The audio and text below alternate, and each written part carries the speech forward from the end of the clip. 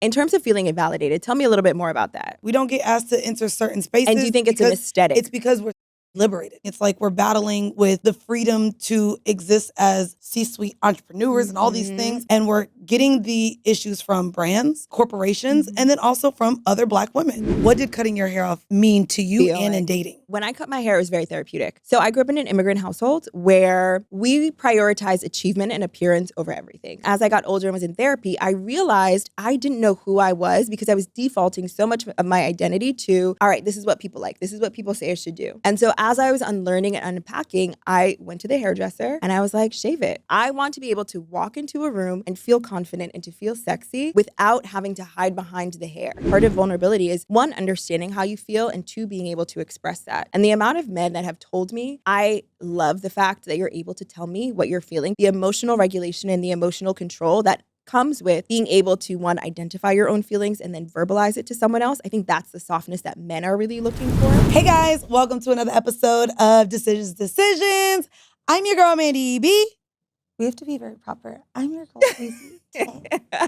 I feel like we have like and you're from Boston, but Southern Belle. I have you have a New England girly here. Oh, is that the New England vibe? Yeah, it's a New England Are coastal they premium girly. property? Yes, and I went to private school. All I know is if y'all watching these on the YouTube, they set up. And because they got these little demure dresses on, and I'm over here looking like a stud.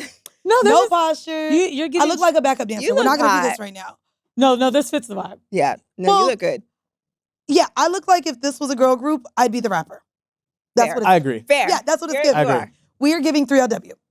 Oh, wait, I thought you were going to say TLC. Because these straps, there we I go. like that. These straps doing a little. It's giving TLC. It's giving TLC. So I don't know when you met Jodie, but maybe we met at the same time. I met Jodie in Cannes for our first time we went. And I think it was downstairs in the bathroom. We and I was met like, in a bathroom. No, I was like, oh my God, because I'm obsessed with you. But like, I love a good bathroom moment. Because you don't really meet people after. And even though we haven't hung after yet, but I find that like the bathroom moment always ends. And I really appreciated that when I started to see your videos later. I was like, oh, the girls energy is real. Because sometimes meeting people in the flesh is a little bit of a disappointment. Okay. So if y'all are here because you follow Jodie, she was kind of the same. Period. How do y'all know each other? I don't know. I did see you in Cannes. We were on the same Gary V yacht, I think. Oh, wait, it was. Yeah. Not the Gary V yacht. It was the... I know I saw you outside of that. It was the one with, was it the one where Lucky Day performed? I saw you at Cannes. You looked great. Oh, thank you. That's know where you can. I be having about 11 Aperol spritz in me. So it's like, I got to get the number. And everyone from Cannes, I have to meet back up with when I come to the States. Otherwise, that week, I meet so many people. It's so many, like, that's all you do all day. You do is that's actually one of the events where I wonder if you've ever dropped it. We're going to ask you later, like, where to set the social scene. But that's one I would put up there for I got lit up for dropping it. To me, Cannes has been, like, first off, it's now on my list for the rest of my life until they start pushing us out. But it's one of the places where it's been so easy to meet other like-minded professionals. And to me, just because you're out there, you Black, everyone's dressed to the nine, and everyone is there just to have a good time. And that when you are having a good time in another country with someone else, you want to bring that energy back to the States. It's different, too, than experiencing, like, for anyone listening, Cannes Lions Festival is what we're talking about. It is a creative festival. It feels different than Afrotech to me because for some reason, when you're that far, it's a different vibe. It's like, it's a different vibe. And not only that, they know that the job you're holding must already be something. Yes. Or if you are an influencer and starting out, like you've made it this far. Yeah. I think sometimes the other ones can feel a little bit too convention-y, like too desperate, too like I need something. I saw a lot of bad reviews about Afrotech and I don't know why. Like, I know why. Hundreds of thousands people going. No, it's just because Black people love to talk about our own things. Like they do it with InvestFest, they did it with Essence, they do it with like, and I literally talked about this on Selective Ignorance. It's frustrating to see like the more things that we create of our own, right? We need funding. We need people to give us money. Baby, DEI is already gone. So the fact that we want to on our own, things that we're creating for ourselves, what it's really doing is hurting the ability or opportunity that we may have to find funding or get sponsorships. Because, baby, if the Black people don't believe in it, how are we going to get the white people to believe in it, to cut the checks? So to me, that's why the BET Awards being stepped up. I was really glad to see that. They stepped it up and then got rid of Soul Train and hip hop. So it's like, I do believe Black people are hypercritical. They are, but it's because I don't think they feel like they have agency. And so when you don't feel like you have agency to do, then you only have agency to critique. And but so how you critique our own? Clearly, we have the agency to, and we see people getting bigger and bigger and bigger, and it's almost like a bit of some hate. Yeah, like you also don't want to see your own peers and Black people excel beyond the thing. It's weird really how we feel like white ice is colder, and that's why I probably said Cams is better. There it is. Houston. Oh my God. Okay, Jodie Taylor. We just started reading bios in the show. I ain't gonna hold you. Oh my God. Weezy been killing the bios. I say, this who we got? Bam. Okay. Jodie. That's it. Jodie here, native who's called New York City home for the past decade, is a distinguished leader in the corporate strategy and digital influence space, a modern-day aspirational figure providing unparalleled access, with braces too, and transparency into the concept of the glow-up lifestyle, and being on an intentional journey of growth, self-betterment. With a strategic and empowering approach, she is inspiring women to embrace new habits, elevate their ambitions, and become the best version of themselves.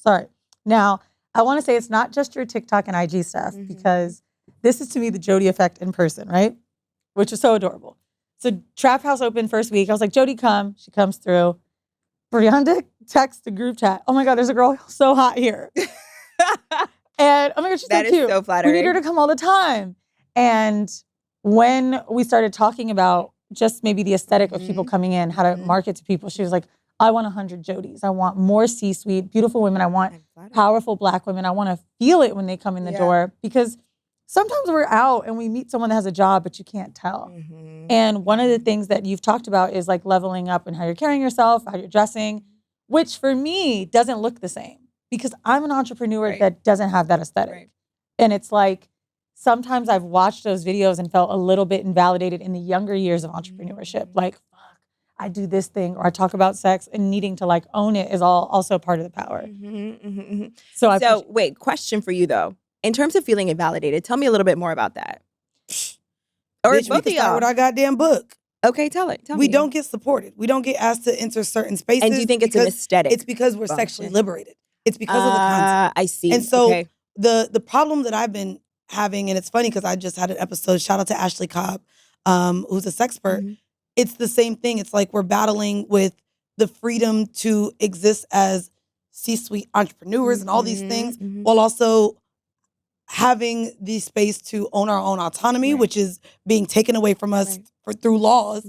And then also just being able to be happy with how we're existing, right? And we're getting the issues from brands, from corporations, and then also from other Black women, even within the space. A lot of Black women. And it's what I'm realizing too is just like, damn, how much harder can a bitch work? New York Times bestseller now means nothing even to our goddamn publishers. They're like, yeah, well, if you want to sit here and promote the book, maybe you need to just go to sex conventions. Oh, no, girl, that was crazy. We were told as New York Times bestsellers with a book that is being transformative with a lot of reviews on Amazon that actually has been transforming the way people view themselves and stepping into their power and overcoming trauma.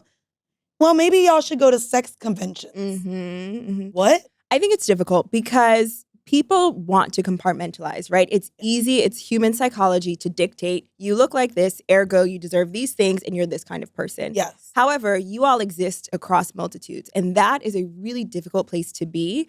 You all are the pioneers of this, so you're going to have an undue burden. It's going to be easier for the next Weezy and Mandii, but y'all are the first to do something like this, where you're cascading against entrepreneurship, sex positivity, podcasting. You all own this shit. This is crazy that y'all are owning this. But unfortunately, people don't have the space to hold multiple truths at once. And that's why when I talk about like presenting, it's not from a place of being inauthentic, but quite frankly, people make snap judgments. They're deciding within 7 seconds whether to give you the funding. They're deciding within 7 seconds how to engage with you. Men are deciding in 7 seconds, like you said, the box theory, what category to put you in. And either you can choose to play the game, which I think many people do, or you can choose not to, which is what y'all are doing. But that's incredible and fantastic. Yeah, I'm but gonna have to add therapy sessions, bitch. Yeah, this shit is the way like the amount of no's we've heard. Me and Weezy even just got into a group chat together with Tempest, and we were like, bro, we're so sick of fucking hearing no. Yeah. Like, we've heard no so much over the last fucking 2 years, even like after the rebrand. And there's still just been like, God damn, what the fuck can we do? Like, and there's a thing I talk about, like, even with shooting your shot, right? Being able to accept rejection. Yep. Being able to accept rejection goes around hearing no in so many ways, so many facets. It's not just dating. Right. Like, it's in almost every fucking corner. Like, hearing no that much is like, this is exhausting. It is exhausting. Gets exhausting. It is exhausting, but no is also data. There's no such thing as a no. It's just information. So when I hear no, I hear this is information that I'm getting from this space. What can I do to alchemize this no? So it's never a no. It's what are the pieces that so for example, if someone does a video, this is a very like tepid example, but if someone does a video and I also do the same video, my video flops, their video does fantastic. It's a no in terms of the algorithm. It's the no in terms of perception, fine. But what I'm able to do is sit in the no because it's uncomfortable and it sucks. But also I can either continue to do that or I can figure out what is this person doing that's better than me? And how can I alchemize that information and data to make me better? And that is how I've built a platform because I've been doing content for a minute and some of the girls blew up way past me. But what I was able to do is say, oh, she's doing this. She has the right lighting. She has the right hooks. She has XYZ. So even on a meta scale, and I'm not comparing a TikTok video to what y'all are going through, but on a meta scale, no is data. And I really lean into the no. And I actually think you should chase the no's, especially right now. Like y'all are. The thing that I'm thinking about with what you're saying, especially with the feeling like, sorry, where was invalidated? Yeah. Being invalidated by women that are chasing a certain life or trying to get somewhere and we look different. For me, unfortunately, it did have to come with other accolades. Like our podcast did so many numbers, so many things that it had broke barriers for, so many accomplishments we've had, even with like being part of the inception of the Black Effect Network that's now huge. Just being those girls, the first girls, like just like being unleashed on this whole big journey that Charlemagne started that's now beyond him. When I got back into corporate, so Mandii and I left corporate. We were corporate girlies that started our show. When I got to run a podcast division, and I mean, still doing it, like, but when I got to do that again, being in a different space, made me feel more powerful. And I hated that it did that because the entrepreneurship was really the big deal. I left my corporate job, being a sales engineer and working in tech, to talk about sex for a living, make more money than I did. But the second I got right back into having that kind of title, that made me feel good. What's strange to me is how much we need the validity from others. The way that I felt for my own self was amazing. Oh my God, I don't have to get up to work. I'm like loving it. I'm on vacation. I'm working from home. I can record my podcast on Zoom. But the second I was on a payroll again, I was like, oh yeah, I'm really doing it. And it's ridiculous because at the end of the day, entrepreneurship is the goal for everyone I was working with. All of them. And they're all like, damn, what the fuck made you want to get back and do this? I'm like, I don't fucking know. But I will say my aesthetic, learned to lean in and love it.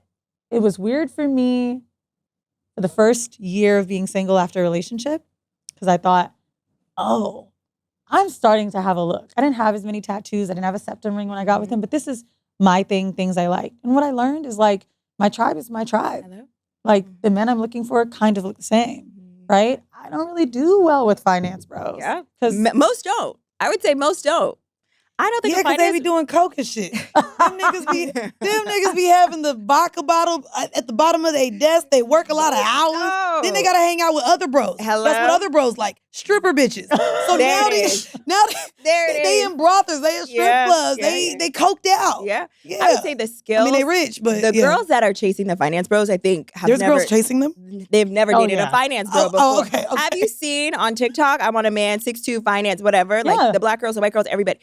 But they haven't gotten it yet. They haven't gotten it. Because what you don't understand is the skills that make you great at finance are the exact skills that make you horrible in partnership. The way the girls be wanting the athlete niggas now, I be like, oh girl. The girls want athletes girls, now? They all grown woman? Girl to grow. No. You know what's funny? You know what's funny about that? I'm not gonna lie. All of my homegirls, 35, don't nobody want a motherfucking athlete now. I can't think of anybody. I think athletes are like, it's a young girl's game. Yeah, it's a young girl's game. Either you got them in, mind you, I still got one on my roster, but just one. Ooh. I only got one. She said that Just Dior one. bag was nice. Listen, it was. I have one. Just one. Just one. But I don't want to be with, I don't desire being with him. Like, the idea of being with a guy like that is like, fuck no. Wait, why? Tell me. What's the experience? No. I think the way you think, I mean, they don't do coke because they get drug tested. Well, apparently they do the pink coke on the yachts in the off season. Nah, that was tea. That was crazy. I didn't want them to take a black man down and say, hey, everyone's doing gummy bear stuff, whatever. Listen, to me, I think just they're the type of men that have never had to really compromise. They're the type of men that have always been given everything to them, that have never been held accountable for how they treat others because the world has been a runway for them because they've been able to provide for family. They don't have friends that check them because the friends are on the payroll. Yep. And so in terms of how they show up in relationships, it's very surface, it's very lonely, it's very empty. And then you do have to realize that is going to be a person that you share, that will most likely embarrass you. And now, you know what's interesting though? What? Because I know a lot of your content has been about rich men and that discussion. People would say that for any rich guy. Do you believe that about any rich man? I do believe that about any rich man.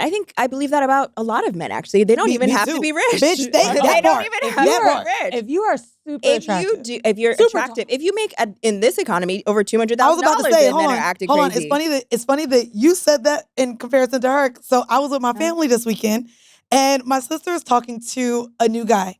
His career, you wouldn't think anything of, but my mom has experience with men in this career. So if we're not talking about rich, wealthy men, apparently truck drivers are terrible men to date. And so listening to them this weekend talk about how truck driving is a career that if a man has, he ain't shit because he's always on the road. He might have his certain routes, so he got a bitch on these routes. Okay, but you know what's crazy? What? So my partner is a real estate investor, and he has been for the last, I don't know, maybe 6-7 years. We've only been dating 2 years. But that was his first job, and that was how he got income to start buying property. You might be right. Bro, the truck driver, literally truck drivers I didn't know about truck drivers. But you know how those careers are the all that ones. time on the truck, listening to them pot, flipping houses, learning shit. Yeah, there it is. Okay, what other career then? If you're like, it's any guy, are you just saying all men, whether they got a job or not? I'm not saying all men. Some of the most insane men I've ever dated have been in construction. I mean, fantastic HVAC. Like, it can be anything. The issue is supply and demand, and the issue is perception and access. It doesn't really matter how much money they have. What matters is who they have access to, their perception. Girl, everybody got access to everybody now with social media. I also think it depends. So, for example, if me and my homegirls are at a party, I have seen this with my own eyes. A regular dude who works at a great tech company, you would think he was LeBron, the way that women are like circulating. And now, what is it? Is it the look? I mean, he's moderately attractive, has a good job, but in this economy where most men don't have a lot of those things, we're in a scarcity mindset, they're going to be rotating. And that's why I always say I think it is very lame and very corny. And I got lit up for this when women are obsessed with dating rich men. Oh. I think it is extremely lame, and I think it's extremely corny. I think it's a proxy for low self-esteem. Keyword being obsessed. So what is your thoughts on women who are obsessed? Sprinkle, sprinkle, all of that. With the sprinkle, yeah. I think so. Wait, what are y'all talking about? Sprinkle? Sprinkle. You don't know Sprinkle? The little sprinkle lady who was talking about the. You know Sprinkle. Bitch, I'm sorry, I lost. So I was like, is this a new drug? Okay, so I did a TikTok saying I think women who are obsessed with rich men are lame. And I kind of got lit up. Some women understood, some didn't. Okay. For example, if this is a longer format. You could break it down. TikTok, okay, perfect. You gotta be choppy. So explain what you meant by that. Okay, so for example, if a man said, I'm obsessed with dating models, I think we would be like, oh, that's lame and that's corny. I don't understand where the dichotomy is for some people, but when women are outsourcing their agency and autonomy to a man with money, because it's very difficult to have that sort of relationship and there isn't any leverage points that aren't being exploited because that's human nature. There is going to be a level of exploitation when someone has such an advantage over someone else.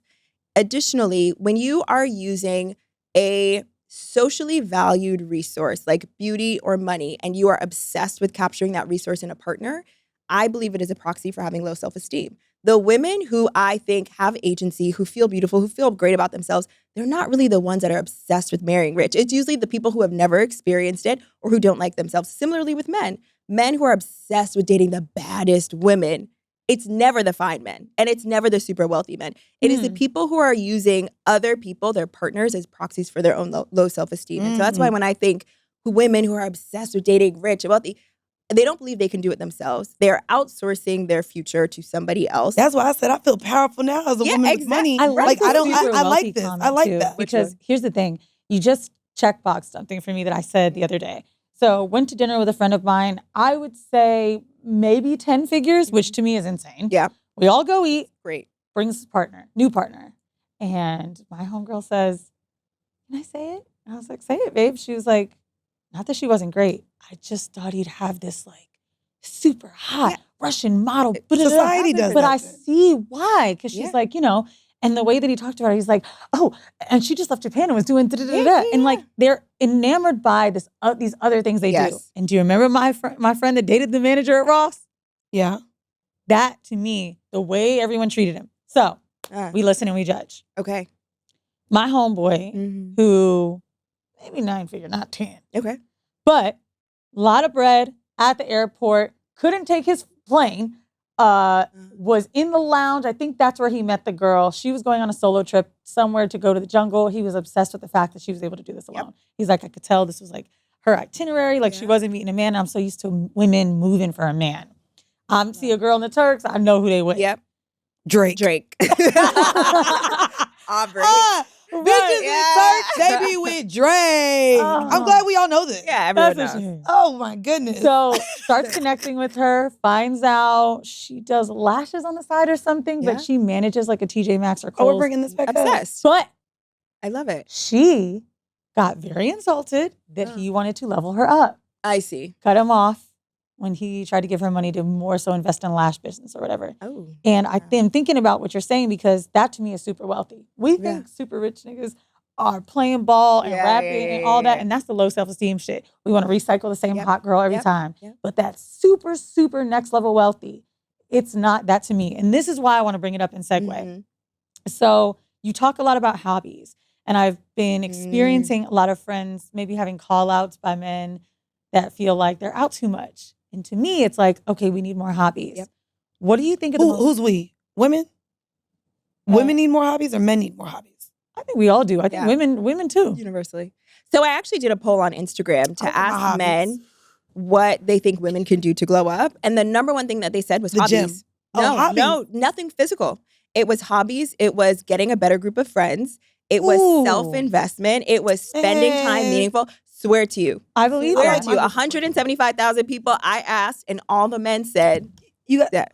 Do you agree with this? I agree, but why is that such a problem? No. Fuck you that. thought it was going to be physical. I thought it was going to be physical. Like, especially because men like to be in the gym. So I would think that what they do. So I'm thinking that's what men would want women to do because I really feel like most niggas want to date their goddamn homeboy. No, but they want a bitch to like the hottest girls now. They're spoiled with beauty. Men don't care about beauty anymore. There's a million. When I tell you, so many beautiful women who are so extraordinarily boring and have nothing, no dynamicism. Homegirls say this all the time. When we go out, we were just out with my homeboy the other day, and he literally brought this up because he ended up meeting us at this place that was like, it was a rooftop. Yeah. He meets us at the rooftop. We go from the rooftop to get food. So we go to like this little Korean spot. Then he ends up taking us to one of his homeboy's restaurants that his homeboy owns. And literally in between, he was like, yo, this hasn't happened in a while. He was like, I can hang with y'all all night. Like we were talking and he was just like, that's rare. He's in the industry, constantly around beautiful women. And I hear this all the time when me and my homegirl Crystal, or even when me and Rosie be with goddamn niggas. They literally say it all the time like, oh, y'all are cool. There's so much about women now that y'all have to realize too, being able to just talk to a man that doesn't involve you trying to date them, that doesn't involve you trying to get to know their baby mama or their backstory on dating, just being able to exist with men in a way that y'all can both enjoy each other platonically. May y'all suck each other dick at the end of the night? It's possible. Not each other dick, because both of y'all ain't got a dick. Unless you got one in the closet like me. But may y'all fuck at the end of the night? Sure. But there's a thing about women not, what? Because you just said have one in the closet like me. I mean, I just got to throw that in there. You know what I mean? But there's a thing right now around women not knowing how to just engage with men when it's not them interviewing them to be their partners. Or interviewing them to be their fuck buddies. It's like, bro, just hang out with the guy. Tell us, you have a master class now. What's the master class about? Because we need a little crash course today. Yes. Okay, I'm going to tell you. So the master class is born out of, I felt like children of immigrants, came to New York City, and there was so much I didn't know. I didn't know about having hobbies. I didn't know about joining a junior board. Do y'all know what a junior board is? That's like school, boys club, stuff like that? Sort of. So, for example, all of museums. Exactly. Gotcha. So all of these philanthropic organizations, they have junior boards for people 40 and younger. And that is where a lot of the networking that's happening with the upwardly mobile exists, in boards. I didn't know about joining boards. I didn't know about conferences. I didn't know about events, et cetera, et cetera, et cetera. The masterclass is built to help 3 components. Physical, number 1. So we're talking about hairstyles that work for you. Love that you did the blonde and the short. Thank you. Oh, girl, not going back. Yeah. Not going back. So wait, these women are in a class and you be like, no to the bob? So, sometimes they'll drop Come photos on, Tyra in the Banks, group. that's what you're doing. Sometimes in the group chat, they'll add a photo and they'll be like, should I wear my bob do me. I was actually looking at y'all. This is it. Both of you found your hairstyle. Our looks. Both of y'all found your looks. I ain't gonna hold you. When I see like the throwback shit of how I used to like wear my hair and stuff. Yeah, you found it. Even mind you, I've had men in my life that are like, when I said I was gonna cut it off, you know, black men will tell you not to cut your hair off. And then when you cut it, and they're like, it's the best decision. Oh, I like this. Exactly. It's so weird. I want to see your long hair fix now. I want to ask you that actually too. As a black woman with short hair. Because I know we have a lot of the short hair girlies, and when we see each other, it's like it's almost like an empowered thing to see other girls with short hair. 1,000%. It's almost like a club. Every time I'm out, they see it. But I want to know what your experience was specifically as a black woman, maybe dating black men or talking to any men, and their connection to your hair and what that was like. Yeah. Because me being biracial, you know, I don't think it's the same. It isn't the same. My relationship to my hair isn't the relationship that most black women have with their hair. Correct. What did cutting your hair off mean to you and in dating? Yeah. So when I cut my hair, it was very therapeutic. So I grew up in an immigrant household where we prioritize achievement and appearance over everything. So I grew up in a very strict Christian. That's why you're probably like, oh, you're acting like that. That was how I was socialized as a child. I went to prep school. I did all of those things, right? So I got rewarded for getting A's, for getting into a great college, for doing the right corporate path. And looking beautiful. And to look beautiful and to be prim and proper, all of that. That was my reward system growing up. So then as I got older and was in therapy, I realized I didn't know who I was because I was defaulting so much of my identity to, all right, this is what people like. This is what people say I should do. And so as I was unlearning and unpacking, I went to the hairdresser and I was like, shave it. Like, this is a therapeutic moment for me. I want to be able to walk into a room and feel confident and to feel sexy without having to hide behind the hair. Yeah. And also, as you know, as women of color, black women, you know, it's such a hindrance. Yeah, it is. Like, there were so many things I was opting out of in life because I was like, oh, I can't participate in this because my hair's not done or my hair is not ready. Wow, really? Of course. Also, I had I have 4C hair. So it's like, all right, it's a thing where I have to detangle and I have to think about it. And you begin to like socialize your life around your hair in a way that was just like, oh, I can't do when this you anymore. said hide behind your hair, I have 3C hair. And to me, it's interesting because like 4A, 3C blend. And I always said like mixed girls growing up, people be like, oh, how come you got black girl hair and you don't have this kind of hair? Yeah. Like, and a lot of my biracial friends have that super curly, like Tracy Ellis Ross hair. Yeah. My boyfriend said to me when my braids came out, he made me wear no fucking braids in Thailand. We were there for a month. Yeah. And so he goes, stop putting on makeup because you don't even put this much makeup on when you have a braids. Interesting. I didn't even clock it. He was like, you are just, suddenly you need this and that just because your hair is out. That's a good partner. That's a good partner. It is. And and great partners will hold the mirror up. Yep. But we need to hold the mirror up. Sorry, go back. So physical. Physical. Oh, yes. Okay. So the masterclass. So we talk about physical. It's everything from, we'll have makeup artists come in. We'll have posture coaches come in, stylists come in and talk to you about your physical presence, not only on the physical plane, but also how you hold yourself in a room. So that's why the posture piece, it might seem frivolous, but truly, truly you learn how to take up space differently. Exactly. You got to sit at the end of the seat though. You got to shoulders back and you got to put your hands like this. But you hold up space. y'all just gonna see me look like it. Do you know they say, I think it was someone at the Stretch Lab that told me, she was like, oh, you know your posture's changed. I was like, oh, this must be from Stretch Lab. She's like, maybe something good's going on because you're walking with your heart open. Yeah. Yeah. You learn how to take it. And I think a lot of women of color, especially when we're in these spaces like corporate, we have to shrink ourselves. Like it's literally a physical manifestation of how we feel in a space. And so when you begin to walk open like that, it's indicating to yourself and others, like I'm free to take up space and I'm allowed to move how I want to. So anyways, physical, we cover that. Social, we talk about building social capital, which is a concept I don't think a lot of people, especially people of color, think about in a meaningful way. So I'm talking about how do you get mentors, sponsors, joining junior boards, how do you go to events like Cannes? And when you go to Cannes, how do you show up in a way that leaves with meaningful connections and that you can also build an ROI off of? And then lastly is career. So that's everything from working corporate. We talk a lot about entrepreneurs. So the person who's actually in the class tonight is the woman who did Anwar's $10,000. Do you remember Shirley? Yes, they did. Did you see this? Did you know what I saw her go viral. That's my sis, girl. I'm gonna defend her till I die. That's why I defend her. That's my because girl. It's funny. Me and my homegirl literally were just talking about her last week. Yes. Because she met some girl that had a matchmaking service, and we were talking about the difference between dating coach, matchmaking service, and she was $5,000. So we ended up talking about the girl who paid the $10,000, but now is engaged. And so we were talking about the investment of dating because where we invest in college, we invest in our looks, we invest in all these things. Yeah. She now at 39, just turned 39, is like, damn. She said, I paid $2,500. But we're talking now about what the investment in dating looks like as a woman approaching your 30s that wants a family unit or that wants to get a partner. And so it's interesting to hear her say that she would pay $2,500 even for a matchmaker, because I see in her mind, she's like, oh yeah, this is something now that I have to invest in. Yeah. So I made the face because I ain't paying $10,000 for no nigga. Well, I did Anwar's program too. I paid $6,000 or $7,000. $6,000 or $7,000? You got a man? How did it go? Well, I have myself and I have, myself. I have my sanity. That's what I do. Where your ROI on the 6 to 7 though? So the point of Anwar's program is, and I love Anwar, the point of Anwar's program isn't to get a man, because that's also contingent on someone else. Okay, valid. Right? That's contingent on the pool. That's contingent on what it is, though. It taught me boundaries and it taught me vulnerability. And I think as a woman of color, how I grew up. Taught you vulnerability. I did not know how to be vulnerable. I did not know. Okay, so if I were to ask you, how are you feeling? How would you respond to it?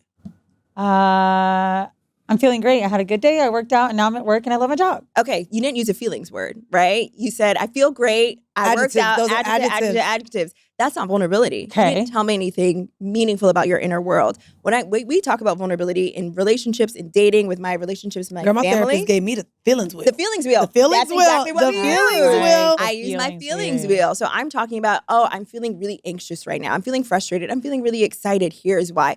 It's giving people a peek into your inner world. And when you grew up how I grew up, which was perfectionism, and you can only let people, and I think a lot of Black women feel this way too. If I have to be perfect in how I show up in order to make cry in silence. Very Jamaican. Yeah, you could tell?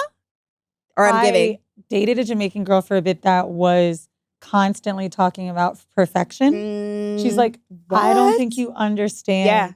Yeah. Like, so they came from Jamaica when she was maybe 5 and just almost like, I would say adjacent to Africans wanting to be the standard. Yes. But I didn't really hear that before because. But what type of, like, did you come from money? Because, like, I'm Jamaican. I was going to say. You're Jamaican? I'm Jamaican and white. What? Where are you from? They're from St. Catherine. Where? From the township. I don't know. Okay, because my mom is from St. Catherine. They from the country. I'll say the last in the hood. That's my family. Okay. We might be cousins. Yeah, we might like, because they say Catherine. But what's crazy is, and that's why I asked, though, did you come from money? Because the difference with my family wasn't that, but they were workers. So like my uncle, my aunts, from doing the paper route in the morning to then working at a convention store to then taking care of all the kids. It's hardworking, hard-willed. To me, which is why my dad for so long, even with this podcast, specifically when I was bartending, it was a part of why I even went to college and went to school. Because when I was bartending, it didn't matter how much money I fucking made. Every time I went home, when you're gonna get a real job? Yeah. And he just didn't think I had a fucking real job. Yeah. Even though I made money, even though I was paying my own bills, it didn't matter. He wanted me to have a real job.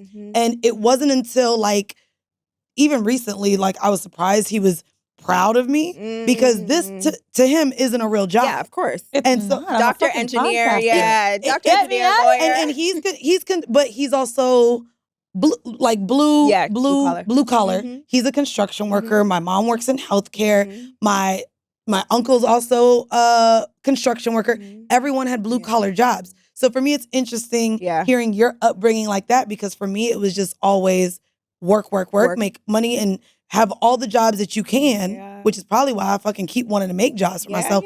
It was always have multiple jobs. Just keep working and make all the money. And then also sexuality, this is definitely not. I was going to say, how does he feel about this? Oh, girl, my sister was, growing up, the favorite daughter. Okay. My sister is lesbian. Okay, well, there we go. I have seen, it's so interesting subconsciously seeing him detach.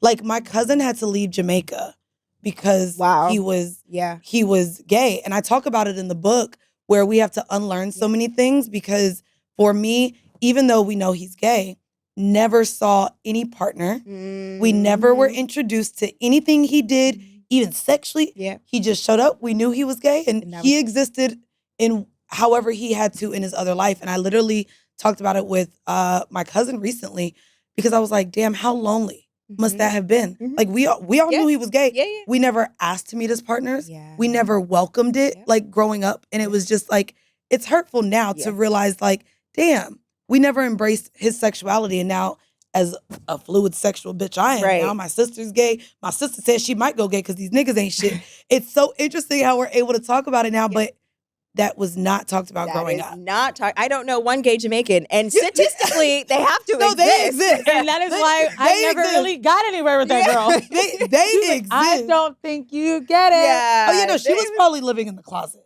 Oh, yeah. Yeah, she had to have. And honestly, when she met me, she said she was Caribbean and didn't specify, which I thought was so strange. But anyway, hold on. We need to get into Jodie. Yes. Let me shut the fuck up about my life. This is what y'all came for. And I'm going to give it to you. Well, not me. Okay. Investments for women. Yes. I want to talk about both. Investments for women, investments for men. We've talked about social capital. But dig into what we need to be spending our money on, because we're thinking it might be expensive clothes. It might just be one really good little black dress. Who knows? What should we be investing for? So I think women focus on the wrong things. We hyperfixate on the micro that isn't actually moving the needle. You need to focus on the big four that's moving the needle: hair, skin, teeth, nails. Or hair, skin, teeth, body, actually. And then we can kind of like fold in. Sometimes nails you can fold in, like maybe. Niggas don't care about nails. They actually don't like men. Wait, no, men. that's no. 1,000% care about nails. They care about feet and toes. They care about. Bro, I'm telling you right now, my man, he was like, yo, we were watching 90 Day Fiancé. He's like, look at this girl. Someone paid me $3,000 because one of my nails fell off, and he was like, you can't do that around me. Broken nails, I get it. $3,000. But that means caring about your nail upkeep. Yeah, he was like, bro, you men can't clock do that bad nails. Yeah, but if you don't have polish on your nails, a man isn't going to be like, you need a full That's set. not nails to me, though. What I'm saying is, if like you're a woman that gets your nails done, keeping them up is a thing. For me, you could have no nails, literally no designs, just your natural nails, and a man ain't going to come up and be like, you need a full set, ma. Yeah. That's not what I think. That's what I'm not thinking of saying nails. Yeah, it's just nail upkeep and nail But to me, that's upkeep. But I'm also not you even get your nails done. what are you Don't have talking it about? chipped. Don't have them broken. I'm talking about the same. Like, I don't even know if I'm dating men that date girls with like, they like, you know, like the crazy shit.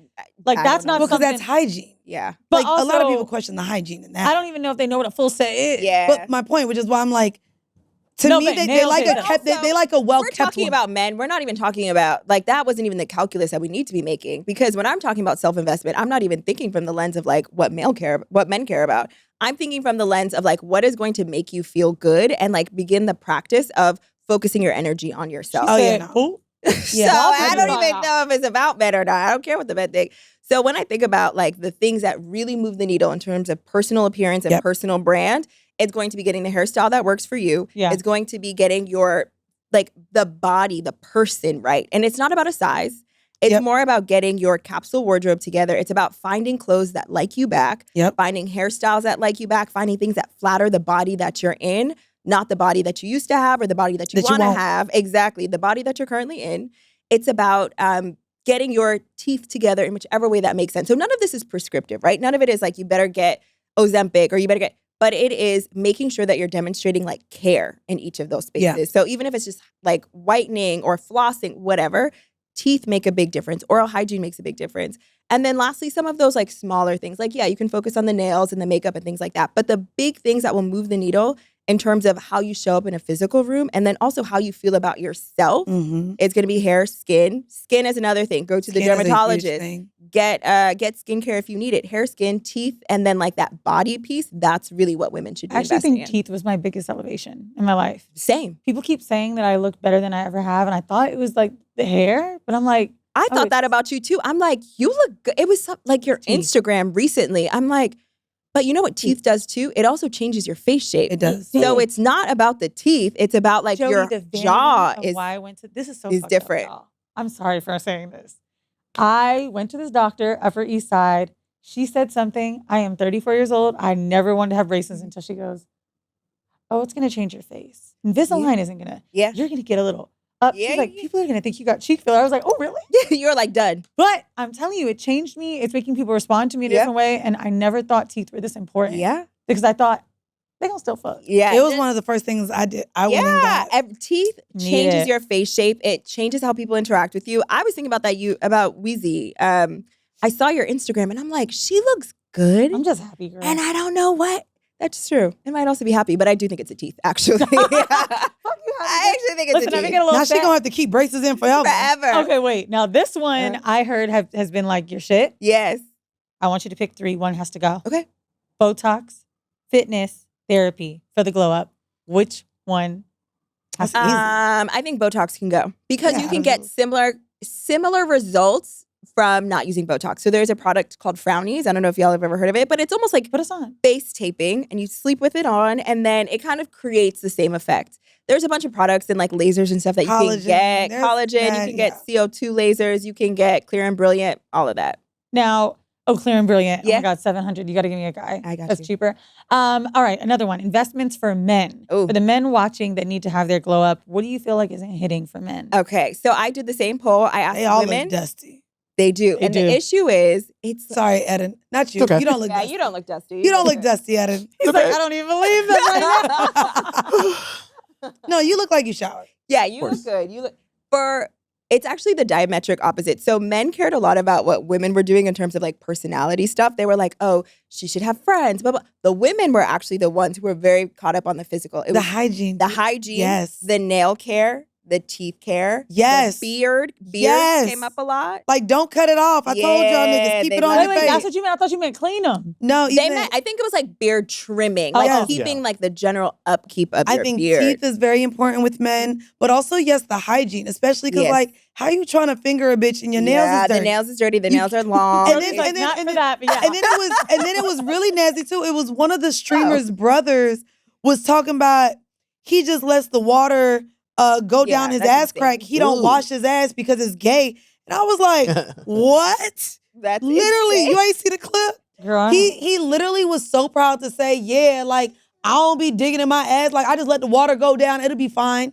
Bro, what? And this is why we need fully formed frontal lobes. Like what the? That's insane. But this is why you can't date a man who's homophobic because he not washing his ass. Exactly.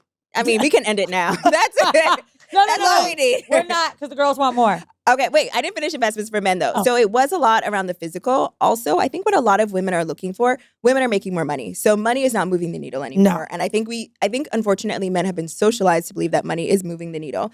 Ergo, the men who are actually investing in therapy, the men who actually have emotional availability, those are actually the men who are going to win. So a lot of the girls that I know who are true 10 out of 10 baddies, they're not dating the athletes. They're dating the guy who is doing well, who has therapy, emotionally available, can put himself together, has somewhat of a wardrobe. Those are actually like the prime candidates right now. So you're right. My boyfriend taught me capsule collection. I went to his closet because he always dresses so well. So the first time I went to his house, I said, this don't seem like a lot. Yeah, because he knows how to mix and match it. When I'm looking at all the shoes, it's Margiela. He's wearing the Yves Saint Laurent. He's got the Ricks, the best of the best. Yeah. I'm like, I understand now. Yeah. And I don't think that what's been easy for me, especially because we've got to have outfits all the time, Instagram really fucks your brain with fast fashion. Oh my gosh. And you're sitting here watching this TikTok of this baddie, and now we've got all these $30 dresses in our closet. Yep, that you never wear. Nah, bitch, I wear them. You wear all of your $30 dresses? I wear all my $2 Shein. I'll wear.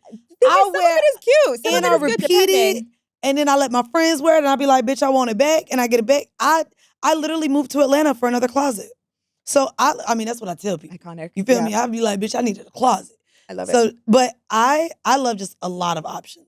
I do love a lot of options too. However, it creates paralysis and it creates cognitive dissonance. So people don't always know how to engage with you when they don't know how to perceive you. And in terms of like how you're showing up on the physical plane, it's giving so many different things. So if you're a girly in corporate specifically, there should be one aesthetic that you're really leaning into. And then maybe on the weekends, you can play around with different things. Also, I rent clothes.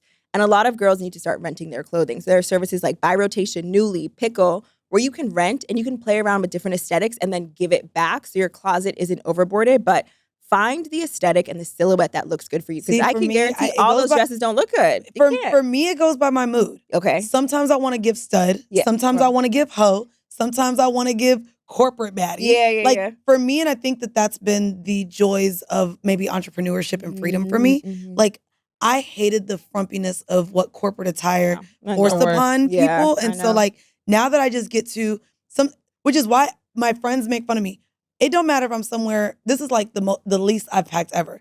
If I come to New York for 3 days, bitch, my suitcase is 60 pounds. Because I don't know if I'm going to wake up and want to wear boots or heels or slides or sneakers. To me, it's a mood when I wake up. But I've seen all your clothes before. You have a similar theme. It's just different items within that theme. Is very important because something people have told me over the years that I kind of like. I love that everyone knows exactly what my nail color will be. Exactly. My hair is always pretty much going to look the same if it's not natural. I think it's nice to even with us being on tour now, like the blonde, the short, and the braids. It's a signature. The last tour that we did, we had that look. Yeah, the signature. A lot of PR people actually tell. So I don't know if do y'all know Elaine Welteroth? Yes. Love Elaine Welteroth. I don't know if you remember when she came out on the scene. She used to have the big glasses and the big white hair. boots, and the big hair. And I don't know her if she did this intentionally, but it was something or D-Ray. Do y'all know D-Ray? Yes, the blue vest. Blue vest. Exactly. We can when call I see it him out. without the blue vest, I'll be like, where's the blue vest at? Exactly. To this. So there's a currency in being able to have things that people can identify you by. So it doesn't have to be clothing, like you have the hair, etc. But we can all say D-Ray in the blue vest. We can all say wireframe glasses. And now we know. Exactly. I'm going to be so screwed when I get these braces off. Okay. Dating a 10 out of 10. You had a video about this. What the hell was that? I don't even remember this video. But what was the concept? Dating a 10 out of 10? It was like who you are in dating, experience, or person. Maybe that was the same one. But that one I really like. Okay, tell me. Who are you in dating? You said there's either two type of people. Are you an experienced dater or a person dater? Oh, yes. What is that? Now I remember. I was digging, girl. I'm like, I don't even remember I was digging saying for this. things I didn't agree with and then things I did, but I wanted y'all to fight about. Oh, I want to hear what you don't agree with as well. But okay. Tell me this one more time. Okay. So people oftentimes fixate on the person in dating. This is something I learned from Anwar as well. Fixate on the person, right? Like, I like this man so much, I'm going to figure out how to make it work. Instead, we need to focus on the experience. Like, what is the experience that I'm having? And whoever offers me the best experience is the person I'm going to go with. So I don't think it's particularly controversial. I just don't think people do it well, right? So you meet somebody, he has all of these like checklist qualities. You're like, I'm going to figure out a way to make this work.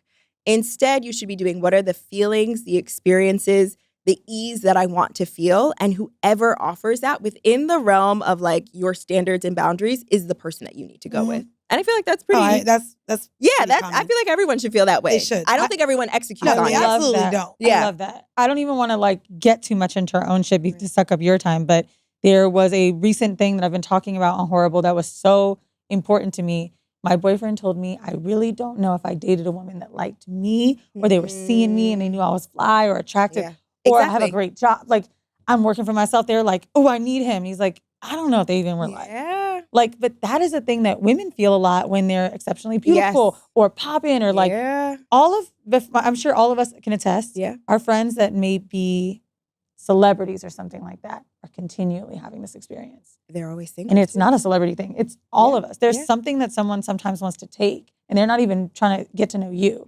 I've felt that because we've talked about sex so many years. Thank God it's over. But I also want to bring it to the Ross point where your rich friend was dating the girl who worked at Ross. And we see that dynamic a lot. I feel like we see that dynamic with men who are exceptionally wealthy end up dating women who are like, not doing that well. It's because they offer a unique experience. They're not eliciting something from them.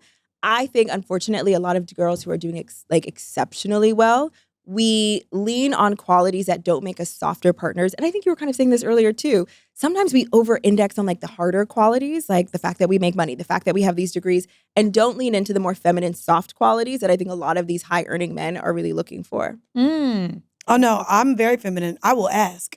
I What do need you money. I want to go on vacation. I really need a break. I'm tired. Yeah. Like, oh no, I lean. And I think that that's been the best part about me currently dating. Like, I used to think I couldn't ask for things. Yeah. Bitch, I go high and ask for exactly I what love I want. it. I don't And know I get how to it. do it. Yeah. I need help. And I get it. All right, y'all, for our reactionary, before we get out of here, I want to play this and tell you what various men said in my phone, including mine. The box theory when it comes to men is completely true. Guys, when they start to see a girl, will put you in one of 3 boxes. The first box is someone that they are not really attracted to and they just don't want to date. The second box is someone that they want to hook up with. So even though they may tell you that they like you or they enjoy hanging out with you, maybe they take you on dates, they just only want to hook up with you. And then the third box is, of course, they want to date you. And guys will know what box to put you in literally within like the first 20 minutes of meeting you. And the I agree. I don't agree. Agree to an extent, but I not don't fully. agree. I think there's more than 3 boxes. Ooh. For sure. Name a fourth. I can't give you another one right now, but there's in my head I'm Well, like, then don't I fucking can't- tell us what you got. but I'm sure that there's more than 3 boxes for me. I can't just put you as in like I just want you as a friend. I just want to fuck you, and then I just want to be in a relationship Especially with you. within the first 20 minutes. Like, I think both of my last 2 relationships, it's like they were shocked. Like, because who they thought I was, once they actually got to know me, they were like, you're nothing like I thought you'd be. I thought this would just be one thing, and now I've fallen for you. Like, the people that have been around for a long time, even she know my other little boo, like, we've known each other for a long time, and now like the dynamic has changed so much. I don't think we envisioned it being that either. And so for the guys who actually take the time to not box me in and get to enjoy everything and experience me for who I really am, not for maybe how the internet sees me or how I walk into the room. Because I could probably have my whole ass outfit on that night. I could probably look like a stud and you think I bump coochies all the time. So to me, how you meet me immediately, you're not going to know in 20 minutes because I'm someone that you kind of have to peel back the layers like an onion to really I experience. feel like and it I think, works in the opposite of you. I think like, a lot I of gotta women- wife this girl. And then after a month, they be like, this bitch is crazy. So I think for me, they expect me to be one way. I actually am shockingly very down to earth. I don't really like to go out that much. I'm a homebody. I like to kick it. and I like to chill. they might think Very you like silly. standing on couches. Exactly. And only talk to athletes. Whatever people think about whomever. Right. I think there's an opportunity. I think I'm a dynamic person. So I don't. Me Jodie too. be at a club. How come I seen her at the club the last 2 times? When was the last time you saw me at the club? South of France. In Cannes. Exactly. In the south of In the France. south of In the south France. of France. So, did a little intake. Yes. I asked my boyfriend, Jeff, who's a fitness director at Trap, Arsante, who does jerk and show off, some other random guys. Those are good guys. Now, every single man said yes, but one. Ooh. And what I found interesting was Jeff was like, absolutely, this is Yes, true. what? Yes, I do Oh, put to the them in a box, box, yeah. but there was one girl that got out. Oh, All of them said I yes, always I get do. out the box. Now, yeah, you might be the one. One thing my boyfriend said that was interesting to me that started to connect the dots with the others. When I started to dig deeper, like what was it with the other women? They all were maybe influencer, maybe a DJ, maybe someone you're like, this is scary. A sex podcaster. Yeah. Very scary. Yeah. Big Now, red flag. Big red flag. right. And so my boyfriend's like, of course, he's like, actually, I just wanted to fuck everybody until I talk a little more. But I then asked, well, what brought me out of the box? And this I found interesting. I don't want to lie to you. It didn't take weeks to get out of the box. It did take months. I didn't fall for you till month 3 because I just kept thinking you were so cool and I had to study a little bit more. I'd like to date for a long time before making someone my girl. And I don't think you're understanding that if it's working faster for you, I'm consistently putting everybody in the same box because I am not actively looking for a partner. And that, or at that time, right? And a lot of men, I think, find their answer to be the same. He said, finding a wife wasn't ride or die for me. I can spend time with a woman as long as I was having a good time. The theory does stand correct to me because at the end of the day, you were in a box of fun party girl to me until we actually got to spend time. Maybe if we fucked the first night, wouldn't have gotten there, right? Oh, Because nah, I fucked my ex first night and we was together for 3 years. hey, that happens though because Yeah, Paul it does Pierce- happen. That happens a lot. It happens That quite a happens bit. lot. Like, yeah, we had a conversation with Paul Pierce and he said his wife, he fucked on the first night. But that's the thing too. Like, even if the sex that is hilarious that he came out here and told you that. He did. He said, and I stayed with her for like 2 weeks after that because it's just the vibe. Oh, that's right. Yeah. No, this is very shameful. I mean, they're not married anymore. Tell me. But, I said, besides cooking and cleaning, what were the qualities? And I am so Wait, you were cooking and cleaning? No, but because I know that's what I do. I'm saying besides me cooking or whatever. So you were cooking and cleaning though? Not in 3 months. But cooking, yes. Not cleaning. Okay. But I think if we're cleaning, I'm a clean girl. Okay. Here's my home. Yeah. You smell the dip tea. I love it. Man, you gonna come to my house and be like, my cleaner ain't coming yet. She's not here yet. Hey, she's not here yet. I'm stuffing things under. My cleaner coming tomorrow. Yeah. And then cooking, I ain't doing that for a while. So confidence was one. Honesty. Didn't find you to be a liar. And I really think some real shit. Yeah. A lot of the girls he dated before me were very like prim popper girls. Yeah. Those are the girls that are acting like they never sucked a dick. Yep. They've never had a partner. And I think men are very taken back when women get to talk about relationships and exes. I'd love to know what you think of that too. Nurturing, I found that many women are not. I'm looking for them to be softer and it's not happening for me. A few other traits, but for one, many women aren't finding places to be soft, all caps. Tell me where, and let's end it with this because we're all women doing well and strong and don't need men in our lives. Well, I need to get fucked. But the softness, where are we losing it? And where should we be showing up softer? We're losing, I think, unfortunately, society has changed in a way in which we are having multiple roles. So the household used to be someone was a primary breadwinner, then someone was taking care of the home. In a contemporary society, we're doing both roles, right? Yeah. Like we go home and we cook and we clean and we meal prep, and then we're also going out and doing work. Softness comes from having the psychological space to rest and be able to sort of like disconnect from your mind and into your body. And I think, unfortunately, we live in a hyper-socialized, hyper-capitalistic, and also just like logical society in which all day I'm making decisions. We're all making decisions. We're directing people. We're having conversations, etc. We don't have the opportunity to lean into our body. And so something that I encourage a lot of the women, particularly in my masterclass, to do is to think about ways to connect back into your body, back into your intuition, because that's where we're losing the softness.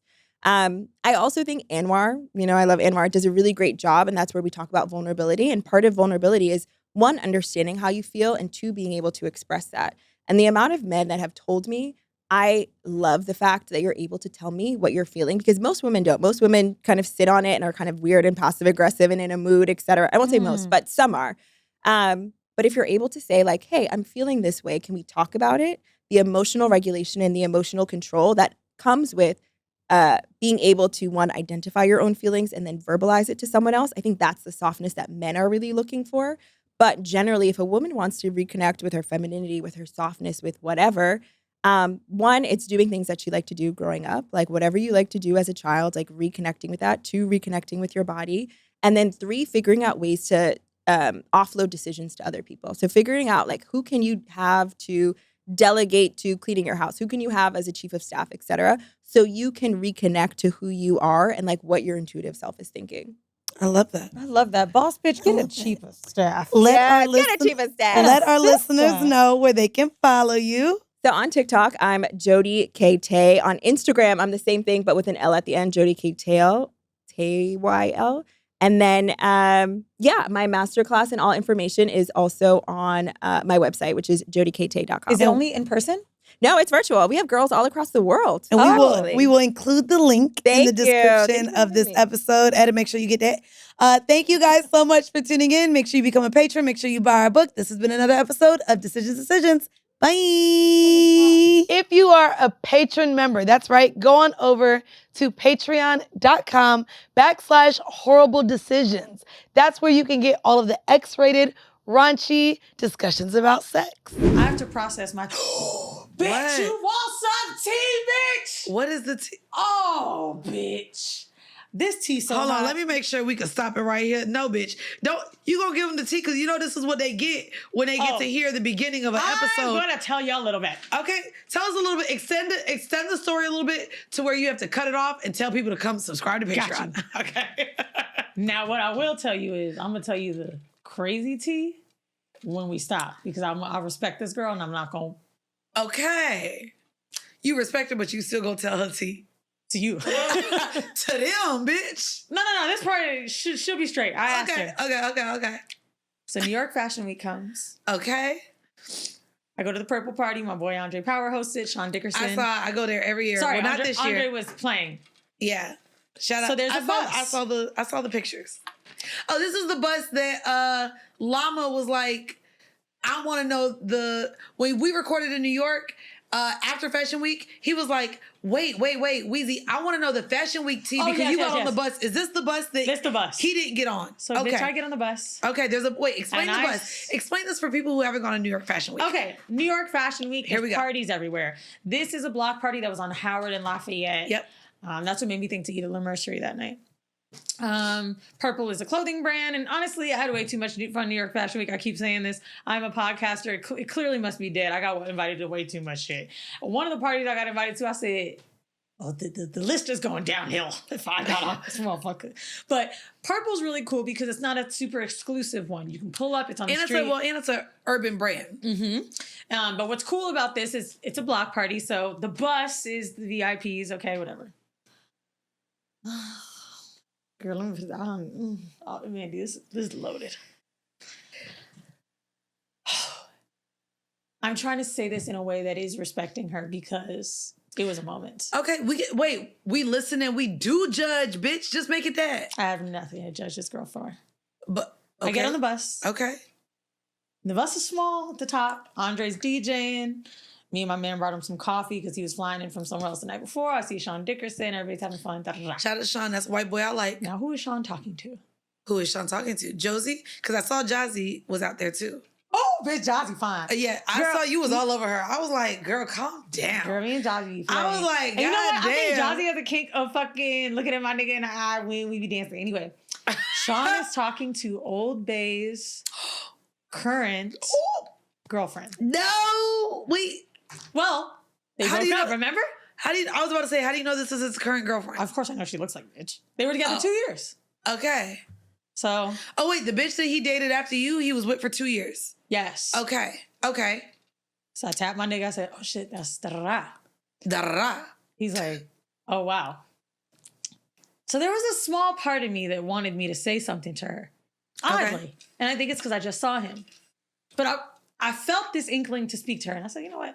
Let me not ruin the night. What inkling? What was he going to say to her? Well, I knew they broke up. And I felt for her because I know he's a piece of shit. And I don't know what he did, but I know he did something. Okay. Hour and a half goes by. For the first time in my life. That's a long time. I was partying hard, bro. Okay. I'll include the photos for y'all. Partying hard. I don't know what canned cocktail I was drinking. But I was lit. It wasn't cut water. It was high noon something. Bitch, I'm lit. Now they playing JLIC. You know, the alma piano when it hits, it hits. Okay. And then I feel a tap on my back.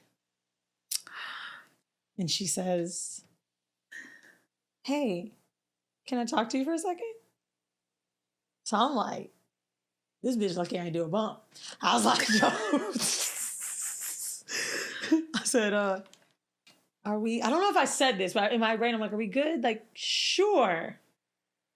Because you ain't know if she wanted, like, smoke. Right. Because I've been talking shit. I ain't gonna hold you. That's where mama, what you mean can we talk? Is we good or not? Right. Like, for me, it's like, if a bitch want to talk to me, especially about a nigga, and we know we got a nigga in common, bitch, what's the energy you bringing to me? Because you're not gonna ruin my night. It was just very, like, neutral. But it's also, it can be neutral first, and then, bitch, you smoke later. Right. So my nigga next to me, he looking at me like, oh, shit, right. So, let me just tell y'all the phases of the conversation first that he saw afterward. Okay. I think I talked to her 30 minutes. That's way too long during a party, bitch. Maybe it was only 20, but it was intense. So I go up to him to apologize to him because I realized I left him so long.